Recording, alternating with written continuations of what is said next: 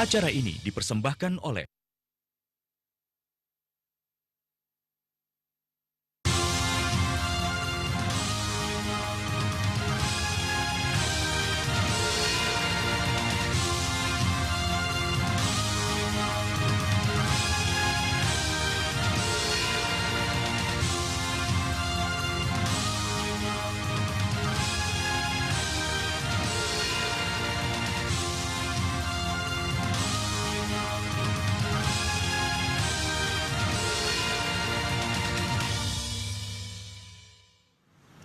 Halo, selamat sore pemirsa. Bagaimana kabar Anda hari ini? Senang sekali saya Anjung Purbawi kembali menemani Anda dalam program Jatim Today edisi Selasa 1 Maret 2016. Dan pemirsa, saat ini saya berada di Sidoarjo Festival 2016 yang sudah berlangsung sejak tanggal 27 Februari hingga nanti 9 Maret 2016. Nanti kita akan membahas apa saja UMKM yang berada di Sidoarjo Festival, namun di segmen 2 pemirsa tentunya dengan narasumber yang telah kami persiapkan.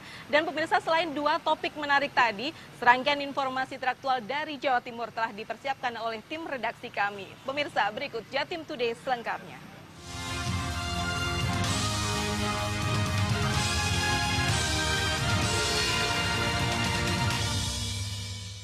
Ya pemirsa, terhitung sejak pukul 00 waktu Indonesia Barat, tepatnya hari Selasa dini hari tadi, jembatan tol Suramadu turun 50% untuk semua golongan mobil. Penurunan tarif jembatan tol Suramadu ini belum diketahui seluruhnya oleh para pengguna kendaraan.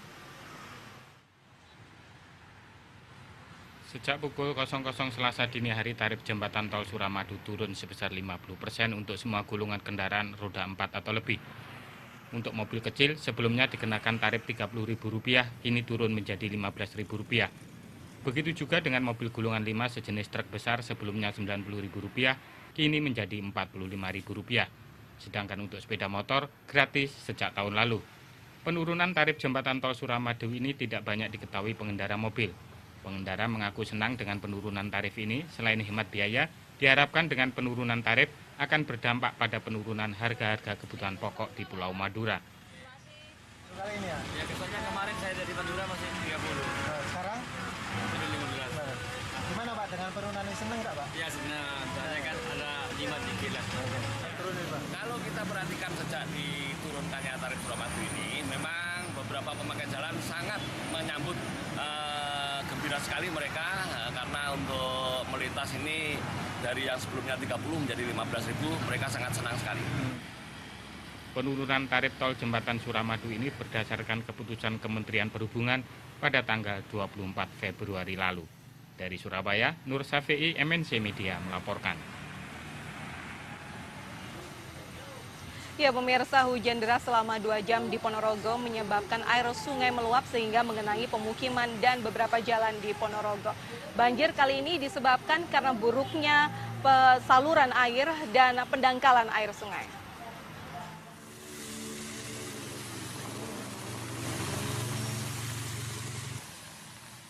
Banjir kiriman melanda jalan raya jurusan Ponorogo-Magetan. Ketinggian air di jalan raya mencapai 30 cm.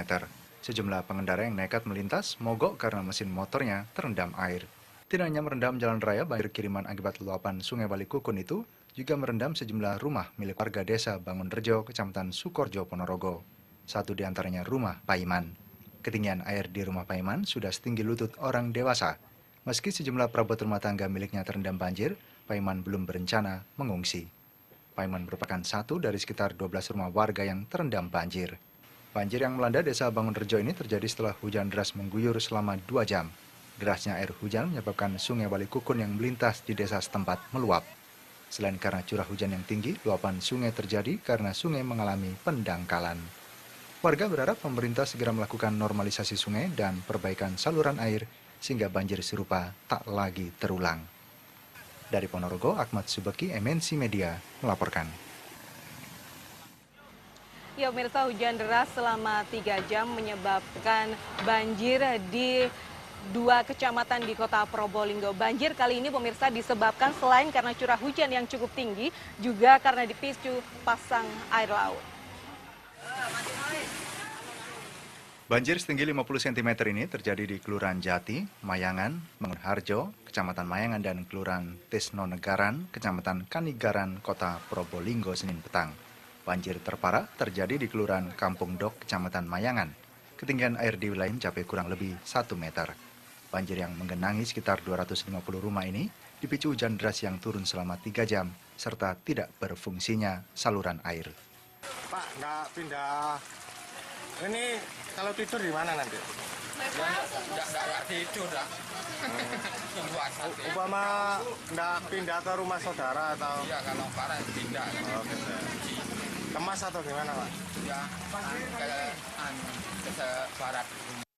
Selain tidak berfungsinya saluran drainase, banjir di 2 kecamatan ini juga akibat meluapnya air sungai di Kelurahan Wiroborang, serta pasang air laut. Untuk sementara, warga yang rumahnya terendam banjir masih bertahan di rumah masing-masing. Mereka baru akan mengungsi jika ketinggian air banjir terus naik. Dari Probolinggo, Ana Purwadi, MNC Media, melaporkan.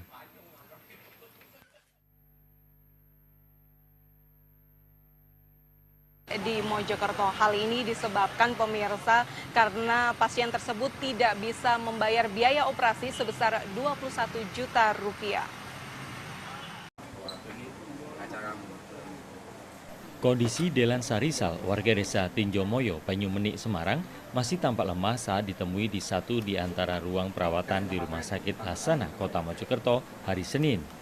Pria berusia 36 tahun itu sudah 1,5 bulan atau tepatnya sejak tanggal 17 Januari lalu tertahan di Rumah Sakit Hasanah. Bapak 2 orang anak ini tidak bisa meninggalkan rumah sakit usai menjalani operasi patah tulang kaki dan kanan usai kecelakaan tunggal, lantaran tak sanggup melunasi biaya operasi sebesar 21 juta rupiah. Tidak hanya di sandera rumah sakit, pasien juga tidak mendapat obat lanjutan pasca operasi dan makan. Selama 1,5 bulan di rumah sakit, pasien terpaksa membeli obat dan makanan sendiri. Selama di sini gimana, Mas? Maksudnya? Ya pihak perhatian dari rumah sakit itu loh. Soal makan apa soal obat-obatan itu Sudah ada. tidak dikasih sama sekali sudah. Sudah berapa lama? Obat terakhir dapat dari rumah sakit kapan? Ya terakhir tanggal 17 ya. Setelah itu sekarang Saya beli sendiri. Menanggapi masalah ini, Humas Rumah Sakit Hasanah Kota Mojokerto, Ahmad Abiono menjelaskan, manajemen rumah sakit terpaksa menahan pasien lantaran keluarga pasien tidak pernah datang untuk berunding. Sampai lama di sini sebulan lebih gimana, Pak? Ya karena itu tadi keluarga enggak ke sini, jadi kami enggak berani memberikan keputusan pulang. Siapa yang bertanggung jawab nanti kalau saya pulang kan enggak ada keluarga. Katanya karena biaya 11 juta gitu. Itu salah satu kan bisa dikomunikasi. Manajemen Rumah Sakit Hasanah Kota Mojokerto berjanji akan langsung mengizinkan pulang pasien jika ada pihak yang sanggup bertanggung jawab terhadap tanggungan biaya pasien. Nasib naas yang dialami Dehlan Sarisal ini bermula saat ia mengalami kecelakaan tunggal 11 Januari di Jalan Raya Mojosari, Mojokerto.